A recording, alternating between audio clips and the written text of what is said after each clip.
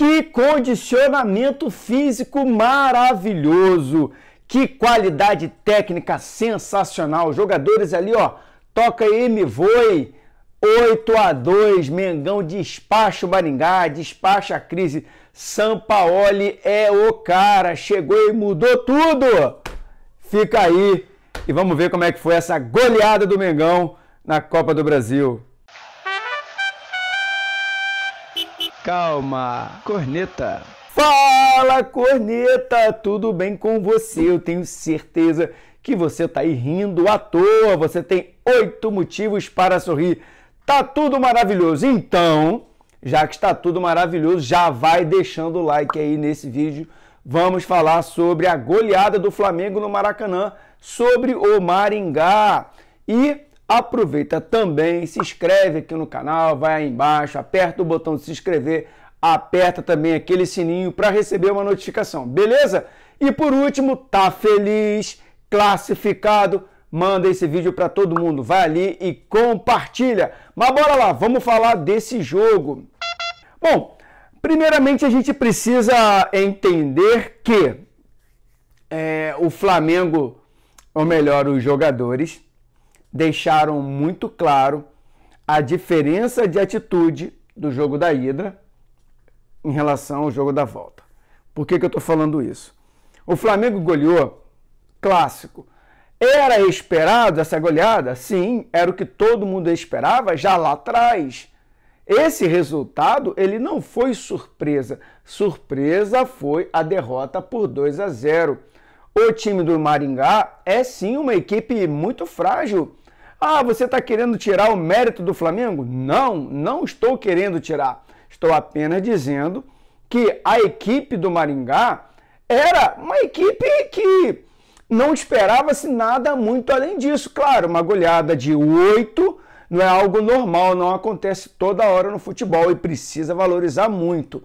Agora, é óbvio que no primeiro jogo, os jogadores do Flamengo se enfiaram em um buraco, ou por divergências com o Vitor Pereira, ou não posso falar qual motivo, não sei, mas é óbvio que a atitude dos jogadores foi completamente diferente desde a chegada do Jorge Sampaoli, né?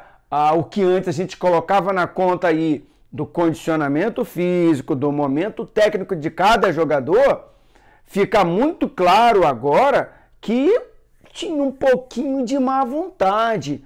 Por quê? O jogador não melhora o seu condicionamento físico em 2 semanas e meia.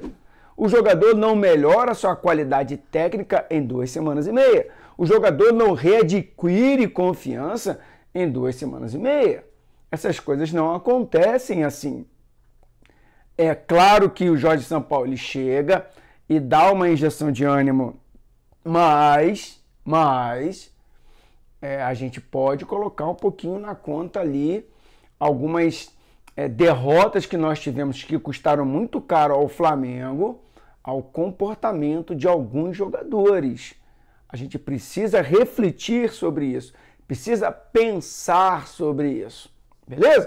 Mudando a página, vamos falar especificamente do jogo de hoje então. Vitória ali, goleada, 8-2, era para ser 8-0. A verdade é que os 2 gols que nós sofremos foi azar, né? Bola maluca, aquele escanteio que a bola desvia no Fabrício Bruno, né? Foi falta de sorte do zagueiro, não teve nenhum mérito do Maringá.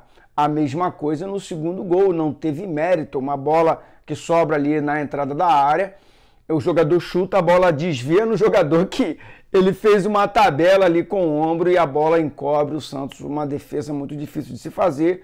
Não teve mérito ali, não foi um chute direto. Então, o Maringá teve pequenas possibilidades, pequenas oportunidades, a gente vai conversar sobre isso, mas era para ser 8-0. Agora, como é que foi esse jogo? Primeiramente, como eu falei, a equipe do Maringá é uma equipe muito frágil. A ponto de, como o seu próprio treinador falou ao longo da semana, eles iriam jogar ali contra o Flamengo num 4-3-3. Eles não iriam mudar a forma de jogar. Estavam com uma vantagem de 2-0 e não iriam mudar. O que se esperava? Uma equipe completamente lá atrás, 2 linhas de 5, um ferrolho para tentar garantir ali o resultado ou no máximo pênalti. Mas o Maringá não, ele veio para dentro. E aí, quando você vem para dentro, jogando contra o Flamengo, na situação em que o Flamengo precisa fazer muitos gols, você abre a possibilidade, pela diferença técnica, de tomar uma sacola de gols. E foi o que aconteceu. Um jogo completamente aberto. É um tipo de jogo desequilibrado que a gente não vai ver. Tá? Não fica você imaginando que o Flamengo vai dar 8 toda hora, porque isso não acontece. Um jogo completamente desequilibrado, tanto no primeiro tempo quanto no segundo tempo. Parte, claro, né, pelo posicionamento dos jogadores, pela qualidade técnica dos jogadores do Flamengo, né, pelas construções de jogadas que ocorreram, mas também parte pela fragilidade tática e da decisão do treinador do Maringá em querer enfrentar o Flamengo, né, de peito aberto. Isso tem um preço e o Maringá pagou por esse preço. Alguns jogadores ali do Flamengo tiveram um destaque muito grande. O Gabriel, apesar de só ter feito o gol de pênalti, ele ainda, né, está sem fazer um gol de bola rolando, vai completar agora 14 jogos, mas teve uma partidaça. O Gabriel, ele sei por que ele fica nessa coisa de querer jogar de centroavante, ele não joga lá, ele volta muito e ele acelera muito o passe, e hoje ele fez passes ali precisos. Se houvesse a conversão de todos os passes que o Gabriel fez, era para mais de 10. O Flamengo fez 8, mas poderia ter feito mais de 10. Era para ser uma goleada mais histórica ainda.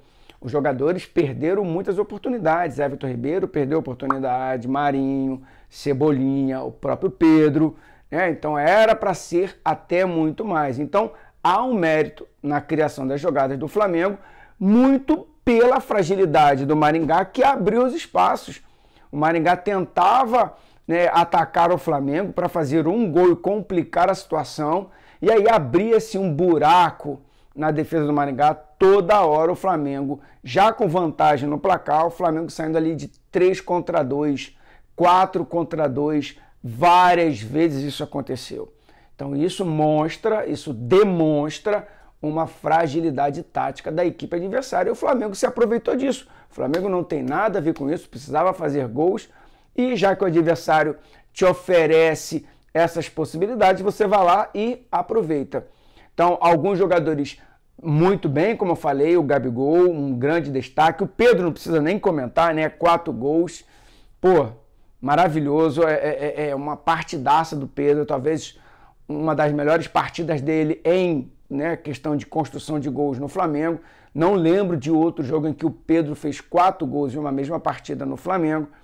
Então, uma partida maravilhosa. No primeiro tempo, o Flamengo jogando muito pela direita, o Wesley uma partidaça também. Em alguns momentos ali foi um pouco fominha, mas é normal, é um garoto, mas tem muito ímpeto. O Maringá ofereceu aquele corredor todo ali e ele e o Everton Ribeiro fizeram boas tabelas ali pela direita, e várias vezes o Wesley apareceu dentro da área pela direita ali, ou tendo condições de fazer o cruzamento, ou até mesmo de finalizar em gol. O Everton Ribeiro, no primeiro tempo, fez uma partida ok, poderia ter feito 1 ou 2 gols, em alguns momentos errou o passe final, errou o chute final. O Cebolinha mais apagado no primeiro tempo, no segundo tempo ele melhora bastante. O Ayrton Lucas, ele não ficou tão evidente, porque, e aí vai cair a casa de muita gente, o pessoal fala, não gosto de jogar com 3 zagueiros. No primeiro tempo, o Flamengo jogou com 3 zagueiros, sim, porque o sistema no primeiro tempo era de 3 zagueiros. Você tinha ali Fabrício Bruno, Davi Luiz e o Ayrton Lucas. O Ayrton Lucas fazia uma linha de 3 ali, e muitas vezes tinha a ajuda do Thiago Maia para fazer a saída de bola. E aí ele espetou o Cebolinha aberto na esquerda e o Wesley aberto na direita. Então o Wesley não jogou como lateral, jogou como ala. E se ele joga como ala, você vai jogar com um 3-5-2, fazendo ali aquele meio campo com o Wesley, com o Gerson, com o Thiago Maia, Everton Ribeiro e o Cebolinha lá na outra ponta esquerda, na outra ala esquerda. E mais à frente, Gabi e Pedro. E no segundo tempo, o Flamengo também jogou com 3 zagueiros, já que o Jorge Sampaoli saca o Wesley e vai colocar ali o Léo Pereira. E o Flamengo tem agora, né, aqueles 3 zagueiros característicos ali, né, de função, né, de especialidade. O Ayrton Lucas exerce a função de zagueiro no primeiro tempo, mas ele não é um especialista na zaga. No segundo tempo, a gente tem especialistas executando a função de zagueiro e o Flamengo continua com essa mesma formação. Só que agora o Marinho vai fazer a ala direita, não fez tão bem, o Marinho fechou um pouco mais, o Wesley jogava mais colado, pisando na linha, o Marinho fecha um pouco mais e lá no lado esquerdo continuou agora o Ayrton Lucas. O Ayrton Lucas avançou, por isso que você percebeu mais o Ayrton Lucas, ele apareceu mais no segundo tempo. Essa chegada do Gerson pela esquerda em muitos momentos ali, tanto no primeiro quanto no segundo tempo, às vezes ele conflitava um pouquinho com o Cebolinha mais aberto, o Gerson mais pelo meio.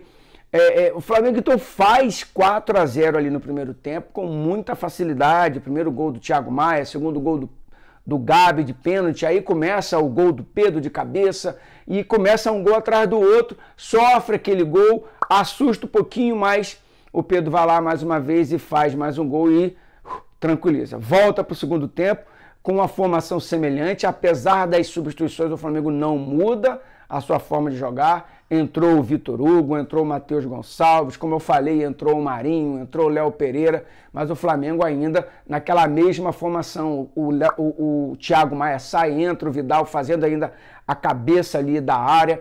O Vidal cai um pouquinho de rendimento, né? Essa marcação do Vidal ela não é tão intensa quanto a marcação do Thiago Maia. Da mesma maneira, o Marinho, ele ainda com algumas escolhas equivocadas lá na frente, mas mesmo assim, esses jogadores conseguiram construir novas oportunidades e o Flamengo faz mais 4 gols no segundo tempo, toma mais um gol e o placar final de 8-2 e o Flamengo passa com folga para a próxima fase da Copa do Brasil. Não esperem que isso aconteça sempre. Como eu falei, a fragilidade do Maringá é um dos principais responsáveis por isso. Pontos positivos temos inúmeros, né? Partida muito equilibrada de praticamente todos os jogadores. Como eu falei aqui, só o Marinho e o Vidal um pouco abaixo quando eles entraram ali. O Vitor Hugo e o Matheus Gonçalves entraram um pouquinho melhor e o Léo Pereira também dando conta lá na zaga. Beleza? Então é isso aí.